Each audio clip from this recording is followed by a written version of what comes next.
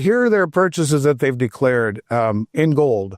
40,000 ounces in January, 30,000 in February, 160,000 in March, 260,000 in April, 320,000 in May, 80,000 in June, and 640,000 in July. That's what they're telling us, right? So what is 640,000 times, call it 4,400? I don't even know if my calculator will go that high. 281,600,000, maybe that's what it is. But that's what they bought in June. So they're buying so much gold every single month as the price is doing nothing. You look at the central banks, the largest first quarter ever. The second quarter is coming in super strong as well. You look at all of the central bank buying. They said it was the most they ever bought and lied about it by a factor of 15, 244 metric tons. Gold and silver may be moving into a more important phase as institutional demand remains strong while public participation stays relatively muted. The recent pullback also appears to have removed much of the speculative excess that had distorted pricing. Andy Schectman,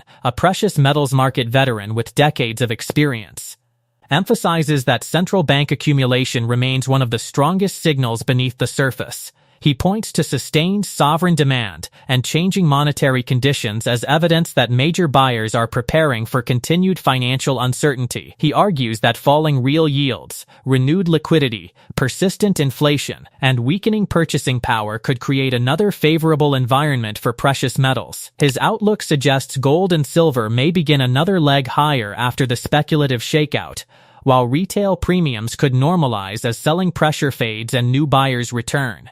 He also warns that policymakers may respond to future market stress with additional liquidity, which could further support hard assets. If those forces continue building together, precious metals could attract significantly more attention in the next phase. Now, we present the clips from Andy Schectman's interview. Before we continue to discuss this, please hit the like button, subscribe to the channel, and ring the bell icon.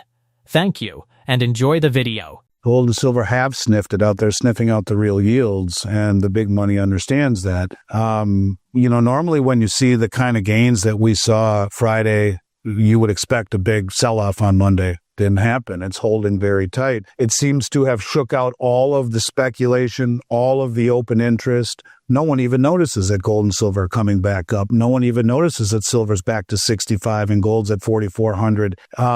It's meaningful. And, corrections are necessary. It got overextended. It brought in too much froth, too much speculation. But we are beginning to see that it is quietly resuming its march higher in an environment where all the speculation is gone.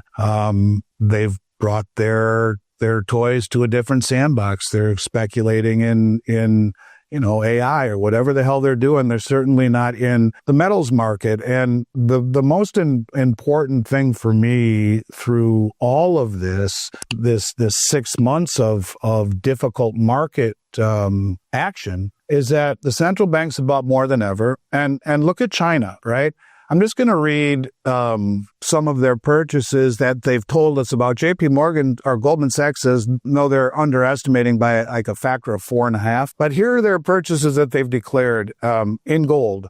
40,000 ounces in January, 30,000 in February, 160,000 in March, 260,000 in April, 320,000 in May, 80,000 in June, and 640,000 in July. That's what they're telling us, right? So what is 640,000 times, call it 4,400? I don't even know if my calculator will go that high. 281,600,000, maybe that's what it is. But that's what they bought in June. So they're buying so much gold every single month as the price is doing nothing. You look at the central banks, the largest first quarter ever. The second quarter is coming in super strong as well. You look at all of the central bank buying. They said it was the most they ever bought and lied about it by a factor of 15, 244 metric tons. And when you talk about a metric ton, that's 244 times 32,150. That's 7,844,600 ounces of gold that was bought in the first quarter that we know of by the central banks. Call it times 4,000 even, and you're at 31,378,000,000 that the central banks have bought in the first quarter that we know of.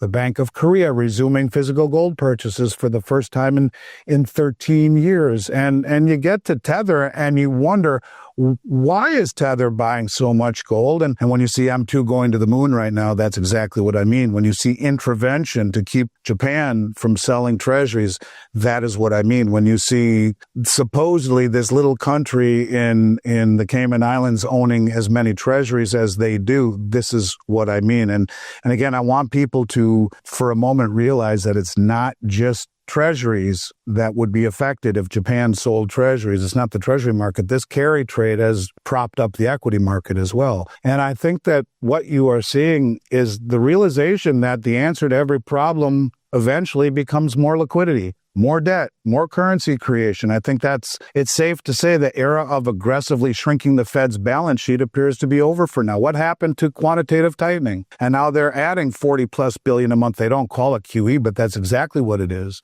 And bailing out Japan wasn't bailing out Japan. It's yield curve control. Call it what it is. And I think long term, the debt is not sustainable. It's that simple. And I think markets are beginning to understand that. And what that would mean in a free market is that these markets would push interest rates higher. At that point, our indebtedness becomes even less sustainable, forcing the Fed to cap rates. And that's where we're at. And a rate that can no longer rise fuels inflation as a release valve. That means that real rates fall or even turn negative. And I think the market is beginning to realize that.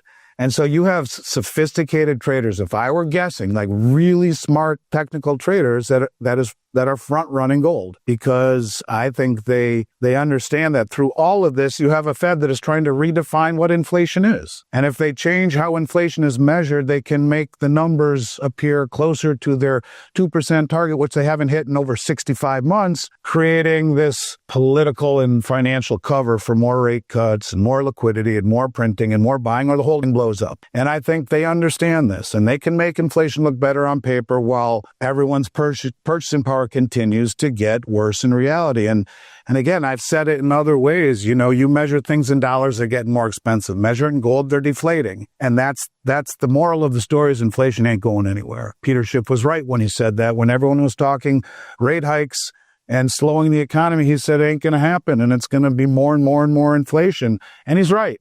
It ain't going anywhere. And, I think in other words, we're going to sacrifice our purchasing power to preserve the government's power more than anything. So, I think that's the most important thing to me. The recent metals sell-off did more than push prices lower. It also cleared leveraged positioning, weak hands, and speculative activity that had made the market unstable. That cleanup matters because market structure can change once forced sellers disappear. Central bank buying remains a source of demand, while physical investors continue watching premiums, availability, and the relationship between paper pricing and real metal.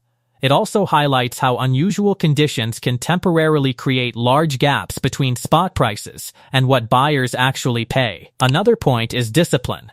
Rather than reacting emotionally to every sharp move, gradual accumulation can reduce the pressure of trying to identify an exact bottom. The focus is less on short-term excitement and more on understanding liquidity, positioning, and the behavior of long-term buyers. These forces help explain why the metals market can look weak on the surface while still showing underlying strength. Now, let's get back to the interview. I would also argue that the people that sold on the retail side sold for this, they're out, and they were holding it for different reasons. They sold the whole way up. I think the people that understand it aren't selling right now and have strong grips. I think you'll see the premiums in the marketplace really normalize this time up, because I think you'll get a subsection of the public interested in metals that haven't been in it before. And I would argue that a lot of people that sold came in during silver squeeze, held it for the wrong reasons, got really upset that they bought it at 30 and it fell all the way down to 18 or whatever, and finally got back up and then rode it up and sold the whole way up once it got past 50. This created the distortions, that along with the ETFs rebalancing and the 300% increase in margins, which we've talked about, along with the right in January where all the distributors had to take in the 2026 allocations. So you had allocations that require hundreds of millions of dollars to be spent across the main distributors, the public selling, the price getting killed, margin rates going up 300% was a perfect storm. That's what created the screw up in all of the premiums on this on the bid side and the ask side, where you were buying junk silver way below spot and getting way below spot when you were selling just about anything. That's going to change. And I think you'll see it. It may not get to where it was during Silicon and Signature, where we were paying $9 over spot for junk silver from the public and $12 over for Silver Eagles. Maybe it will. Maybe we'll get close to that. But just like that was an outlier, so too is what we've seen the last few months. I think the public will start to get interested this time. And what will it be? Will it be the bond market? Will it be the stock market? Will it be a crack, via the carry trade? Who knows what it is? But I think this time those that wanted to sell have sold, and they sold into a perfect storm. So those who tried to sell and were upset by the premiums, I get it. I've never seen it in 36 years, and I think it will be different this time as metal moves higher. We've shooken off everyone that wasn't in it for the right reasons. Ultimately, doesn't mean maybe that's not fair. Those that were holding it and didn't want to hold it for the long term, they sold, and I think that certainly removed a lot of that potential selling pressure on the retail side on this next leg up, which we might be at the beginning of right now, as it came down and silver tested when it broke out of the cup and handle. Came down and tested it, and now has gone back up. That's big technical-wise. Gold looks very strong again, so if you're not sure, cost average. Start buying a little bit at a time, and that will smooth out the uncertainty because, of course, we live in a world where logic and outcome sometimes are disconnected. Ultimately, mathematics will win, but short term, there could still be more volatility. And Tavi is right with the 50%. That is exactly what Richard always used to say. So we didn't quite get to 50 in gold, so maybe there is a little downside, but to his point, the upside might be more attractive than the potential downside. Yeah, well, you could argue that all asset prices meet that criteria, as they are a function of suppressed interest rates. For 30 years, we had suppressed interest rates, which created these massive distortions. So you look at the highest level, where Japan, the largest holder of our debt, is being told on our terms when they can and cannot sell. And no, don't sell. You can lend us the money or lend us we'll lend you the money. You give us your treasuries instead of selling them, which is real price discovery. We will forestall that. We'll lend you the money. You'll keep our markets safe. It goes to show the fragility at the highest level.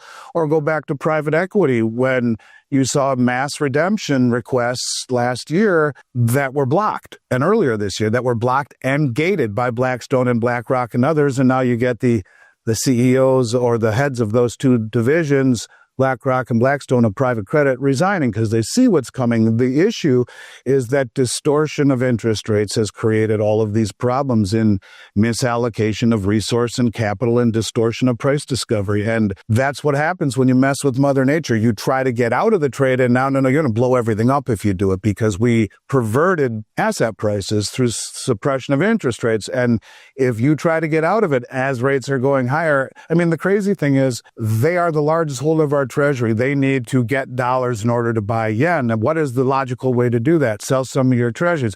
People say, you buy all this gold. Well, you need it for an event. Sell some gold to get dollars to pay off your debt. Well, it's the same thing here. What are they supposed to do? Sell treasuries, get dollars, support the yen. Well, no, you can't do that. So now we can take your treasuries if you're Russia and you aggravate us, and if you own enough of them, you're going to sell them when we tell you it's okay to sell them and how we tell you, because you're going to blow up the markets. This is, again, further, I think, eroding the trust of the entire system underneath it. What they are not saying is far more important than what they are saying. And it's sold to the public as we're being benevolent and helping our friends, Japan, to support their yen. The hell it is if the yen goes too low, their rates have to go up. If rates go up, the whole carry trade explodes and all that money goes home. And so they're not doing that. They're doing it to support our bond market and price discovery. And it goes to show the fragility of the markets when you have intervention. All interventions end poorly. It's the butterfly effect. You watch all those movies where they go back in a time machine. Now, don't touch anything. Don't talk to anyone, or you're going to alter, you're going to alter the future. Well, it's the same thing here. When they do one thing, the second and third effects down chain, well, that's what we're seeing right now. And this is the distortion and perversion of asset prices in a period of time where interest rates in Japan and in the U.S. were very, very, very low. And too many people, by the way, are focusing just on the effect it will have on the bond market. I would argue that a lot of this money that has been borrowed at zero or behind zero, as the Japanese rates have been zero or negative for the last 30 years, has gone into high tech. It's not just into treasuries. They're buying the hyperscale build out story. So if all that money yanks home all of a sudden, what happens? And everyone is jammed in. You got the public all in on stocks to the highest level ever in 12 stocks. The broader financial system carries risks that go far beyond gold and silver. Years of extremely low interest rates encouraged heavy borrowing, inflated asset prices, and pushed investors toward increasingly crowded trades across bonds, equities, private credit, and technology. Japan's carry trade is a major part of that picture.